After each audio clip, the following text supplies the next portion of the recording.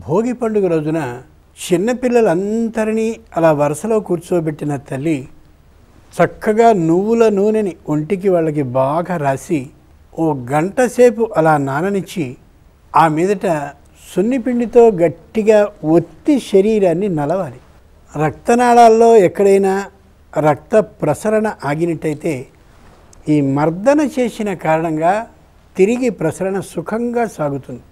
ఆ తర్వాత ఈ కుంకుడు పులుసుతో బాగా తలని రుద్ది ఒంటిని కూడా రుద్దినట్టయితే ఈపెలు పేలు మొదలైనవి తలలో చేరావు. ఒంటికి కూడా చేదుతనం పట్టిన కారణంగా చర్మ వ్యాధులు దరిచేరావు. అంతటి ఆరోగ్య విధానాన్ని నేర్పగలిగిన అద్భుతమైన పర్వదినం ప్రతీదీ అవుతూ ఉంటే ఉత్తర అయన కాలం రాబోతున్నటువంటి వెనుక రోజున భోగినాడు చేసేటటువంటి ఈ పర్వదినం నాడు కూడా ఈ అభ్యంగ స్నానాన్ని ఈ విధంగా ప్రతి తల్లి చేయించాలి, ఆశీర్వచనాన్ని చేయాలి.